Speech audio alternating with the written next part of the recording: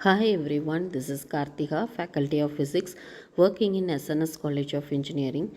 Today I am going to explain about the construction and working of solar cell. So it comes under the semiconductor physics. So in that I am going to explain about the introduction, principle, construction, working, advantages, disadvantages and then application. So, in introduction part, we just recall the few things. A solar cell or a photovoltaic cell is an electronic device that converts the energy of light directly into the electricity by the photovoltaic effect. So, which is a physical phenomenon. It is a form of photoelectric cell defined as a device whose electrical characteristics such as current, voltage, or resistance vary when exposed to light.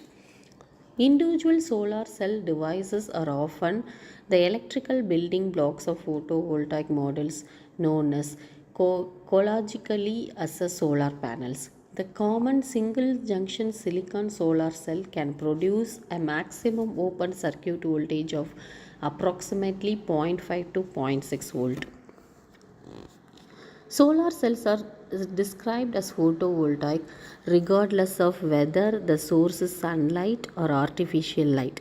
In addition to producing energy, they can be used as a photodetector, detecting the light or other electromagnetic radiation near the visible range or measuring light intensity. So next one is the principle of solar cell. The solar cells are based on the principle of photovoltaic effect. The photovoltaic effect is nothing but photo generation of charge carriers in a light absorbing materials as a result of absorption of light radiation. So this is nothing but converting the light energy into the electrical energy. So next one is the construction of solar cell. Solar cells, whether used in a central power station, a satellite or a calculator, have the same basic structure. Light enters the device through an optical coating or a reflection layer, anti-reflection layer that minimize the loss of light by reflection. It effectively traps the light falling on the solar cell by prompting its transmission to the energy conversion layers below. The anti-reflection layer is typically an oxide of silicon, tantalum, or titanium that is formed on the cell surface by a spin coating or a vacuum deposition technique. A solar cell is basically a junction diode, although its construction is it is little bit different from conventional PN junction diode. A very thin layer of P-type semiconductor is grown on a relatively thicker N-type semiconductor. Then we apply a few finer electrodes on the top of the P-type semiconductor layer. These electrodes do not obstruct light to reach the thin P-type layer. Just below the P-type layer there is a PN junction. We also provide a current collecting electrodes at the bottom of N-type layer. We encapsulate the entire assembly by thin glass to protect the solar cell from any mechanical shock.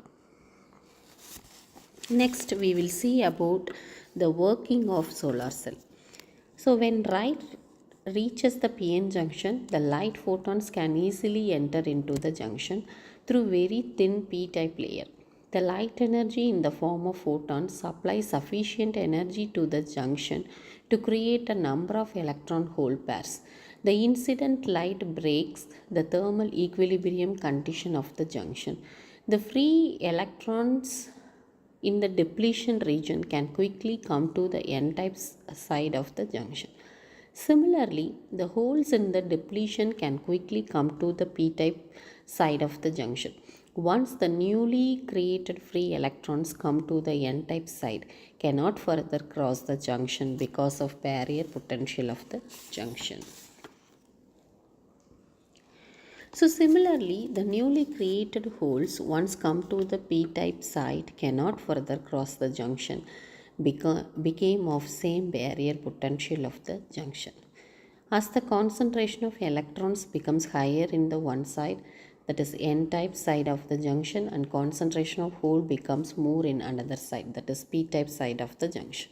The p-n junction will behave like a small battery cell. A voltage is set up which is known as photovoltage.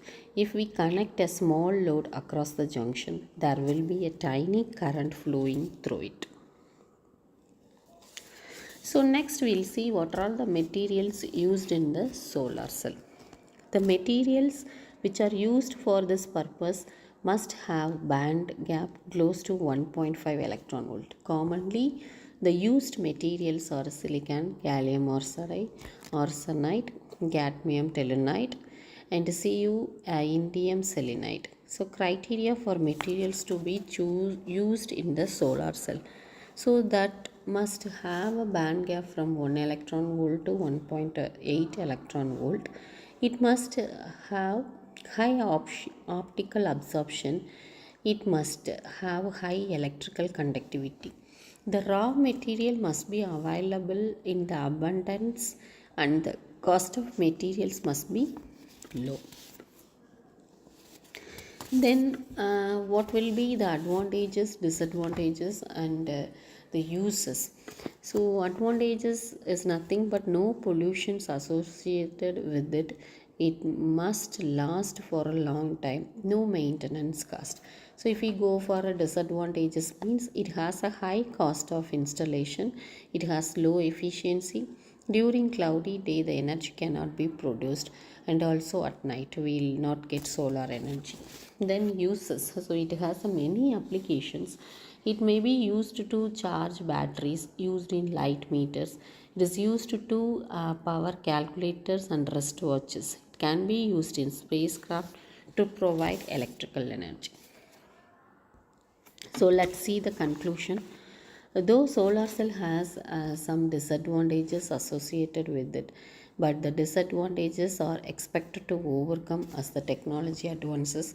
Since the technology is advancing, the cost of solar plates as well as the installation cost will decrease down so that everybody can afford to install the system. So furthermore, the government is laying much emphasis on the solar energy. So after some years we may expect that every household and also every electrical system is powered by solar or the renewable energy sources. Thank you.